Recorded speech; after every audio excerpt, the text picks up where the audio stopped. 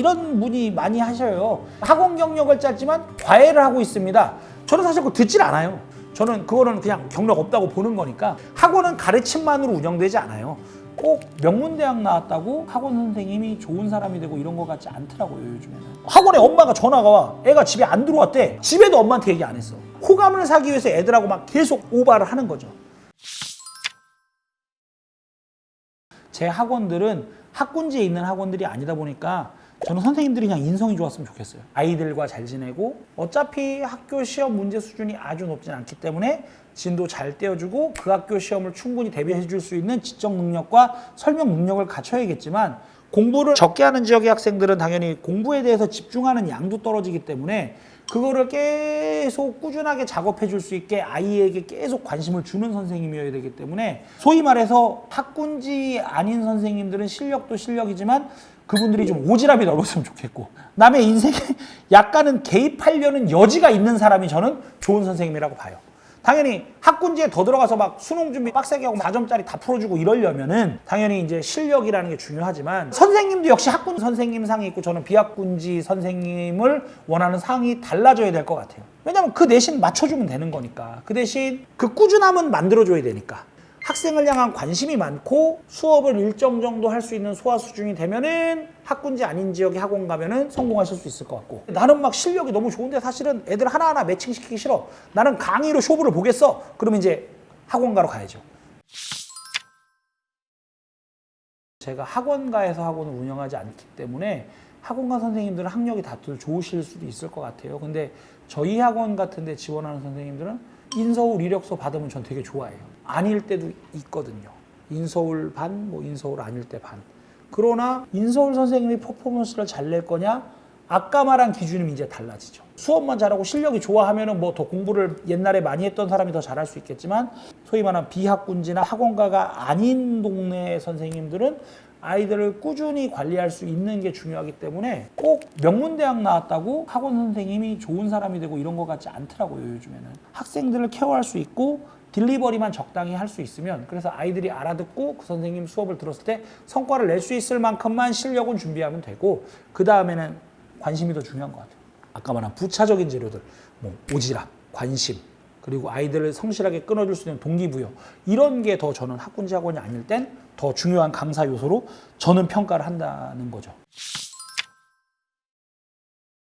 뭐 영어 선생님들은 조금 연세가 있으신 분들, 저만한 영어 선생님들은 뭐 법대들 좀 많이 나온 것 같아요. 국어 같은 경우에는 보통 전공한 선생님들이 많이 이력서 넣는 것 같고 근데 뭐 수학부터는 이제 자기 맘대로죠. 뭐 이과 입시를 치른 사람이니까 전공도 저는 전혀 보질 않는다. 전공이 중요하냐 대학 이름이 중요하냐라고 치면은 대학 이름이 조금 중요한 것 같겠죠. 그만큼 성과를 낸 거니까 그 시절에 전공은 저는 많이 중요하게 생각하는 편은 아니다. 저는 이제 그렇죠. 수학과를 나왔다 그럼 땡큐지. 근데 그 외에 수학 선생님들 수학과 안 나오고 뭐 다 비슷한 거 아니에요? 물리 다 배웠을 거고 어쨌든 대학 이적 했을 거고 다 했을 거니까 뭐 그건 뭐 별로.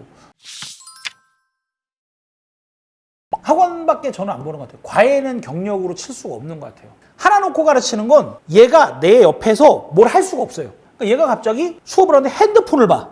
이게 불가능한 일이잖아. 과외에서는. 통제가 완벽히 된 시스템에서 하는 거기 때문에 그렇고 이제 학원은 10명, 12명 한 교실에 아니면 8명 뭐 이렇게 앉아있으면 얘가 뭐 이렇게 할 수 있잖아. 다 되잖아요. 그러니까는 당연히 훨씬 더 통제력이 있고 강의를 딜리버리를 잘할 수 있는 선생님이 좋은 거기 때문에 이력서 보내실 때 이런 문의 많이 하셔요. 학원 경력을 짧지만 과외를 하고 있습니다.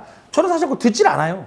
저는 그거는 그냥 경력 없다고 보는 거니까 학원은 가르침만으로 운영되지 않아요. 저희같이 수시를 조금 더 집중하는 학원에서 애들 내신 점수 따게 하는 학원에서는 가르쳐봤어는 별로 중요하지 않고 아이들과 얼마나 호흡할 수 있느냐가 훨씬 더 저는 중요한 요소로 보기 때문에 과외는 저는 경력으로 치지는 않는 편이에요. 당연히 케어죠. 요즘 애들은 예를 들어 저희 학원에 관양중학교 애들 중3 애들 12명이 다니면 100점 6명에 하나 틀린 애 5명을 냈어요. 12명 중에서. 그렇다고 애들이 학원 옮기지 않아요, 요즘에는. 성과가 뛰어나! 그렇다고 애들이 학원 안 옮겨요. 왜냐면 끈끈하잖아, 선생님이랑. 애들은 그걸 보기 때문에 저는 둘 중에 하나를 택하라면 케어죠. 케어가 잘 되면 지가 알아서 공부할 거잖아요. 그럼 지가 알아서 이렇게 대학 가잖아요. 저는 그러니까 선생님들한테 실제로 얘기하거든요. 수업 너무 하지 마라. 수업이 아이들의 인생을 만들어주진 않는다. 이 아이들은 벌써 공부에 몰입하려고 온 친구들이 아니기 때문에 그 과정까지도 우리가 빚어줘야 되는 거기 때문에 그 과정을 빚는 데서는 여러분들의 수고로움이 조금 더해지겠지만 이 아이들을 잘 키울 수 있는 방법을 만들어야 된다. 이제 이런 얘기를 하죠. 저는 보지 말라 그러죠, 그거는. 근무 시간에서 당연히 그런 상담적인 요소에 모든 게 처리가 가능하진 않지만 선생님 시간이 또 없으면 거기에 응대할 때 적극성이나 태도도 부족해질 수 있기 때문에 그렇게 밤에 오는 거는 저는 선생님 하시고 싶을 때 하라 그래요. 응대를. 며칠 있다라는 얘기는 아니지만 그러니까 이 밤은 넘기고 내일 오전에 예를 들면 뭐 일을 열심히 하겠다는 의지인 거 아니야? 내 번호는 안 노출하면서 뭔가 계속 소통을 하고 있다는 거 사실이 땡큐. 학원 원장님들 이런 불안감이 있거든요. 애들하고 막 연락하면 들고 나가지 않을까요? 라고 하는데 들고 나가도 사실 그 친구의 능력이 좋았던 거 아닌가? 저는 보통은 학원을 믿어서 학생을 보낸다고 생각을 하거든요. 강사 능력이 아무리 특출나도 그 강사를 따라서 이렇게 통째로 옮기진 않아요. 그럼 오히려 그 강사의 능력을 인정해야 되는 거지. 그 원장님 운영을 잘못했던 거고. 그렇기 때문에 저는 연락 많이 해주면 오히려 땡큐. 그래서 실제로 학원 원장님들은 철저히 선생님들한테 연락을 금하는 학원 원장님들도 있어요. 그러니까 자기가 다 해 상담은. 개빡센 길을 가시는 거죠. 수업 시간 내에 근데 갑자기 수업 시간 끝나고 따로 몇 명을 불러서 뭘 잡어. 뭐 중국집에 가. 이거 문제가 많죠. 내 수업 시간에 뭐 한 달에 한 번 정도 피자를 사줘 사비로. 아니면 뭐 한 달에 2번 정도? 아, 노 프로블럼. 근데 갑자기 이제 그건 너무 과도하잖아요. 학원에 엄마가 전화가 와. 애가 집에 안 들어왔대. 집에도 엄마한테 얘기 안 했어. 호감을 사기 위해서 애들하고 막 계속 오바를 하는 거죠. 자기는 학원에 들어온 목적이 사실 내가 보기엔 과외를 하려고 목적인 것 같아. 그거를 그냥 받기가 어렵잖아. 뭐 구인 공고 낸다고 과외 구합니다 한다고 들어온 거 아니니까 학원에 일단 애들 밭이 있어. 그럼 지가 서너 명은 빼먹을 수 있을 것 같아. 학원 초등부 월급은 나올 수 있으니까 그렇게 하려고 하는 사람들도 있는 것 같긴 해요. 그럼요. 수업료를 내긴 한 거잖아, 학부모 입장에서는. 통째로 막 피자 먹고 뭐 어쨌든 좋은 얘기 해주고 동기부여했어. 근데 그거를 인정하시는 학부모도 있지만 그걸 안 인정할 수도 있는 거잖아요. 아이가 동기부여해서 다음번에 숙제 더 잘해오고 더 좋은 인간을 만들겠다는 목적으로 했어도 나는 수업료를 낸 거잖아. 동기부여 코칭을 받으려는 목적이 아니라. 근데 그게 다 수업이라면 수업의 일환이라고 생각해 주시는 분도 계시고 아닌 분도 계실 거 아니에요. 당연한 거예요. 왜냐하면 우리는 사람을 직접 상대하는 직업인 거잖아요. 사람을 직접 상대할 때 직접 상대하는 사람의 기분을 좋게 하든지 내가 좋은 사람으로 인지가 되면 당연히 사람들은 서로 따라오게 돼 있는 거죠. 그러니까 좋은 퍼포먼스가 날 수밖에 없는 거죠. 이건 너무 간단한 거예요. 저는 사무직이 9 to 6 나이스하게 가도 돼요.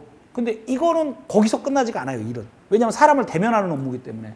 그래서 저는 그 측면에서 봤을 때는 조금 더 해주시면 자신의 커리어에 대한 상승은 조금 더 빨리 될 거다. 라고 이제 얘기해 드리고 싶은 거죠.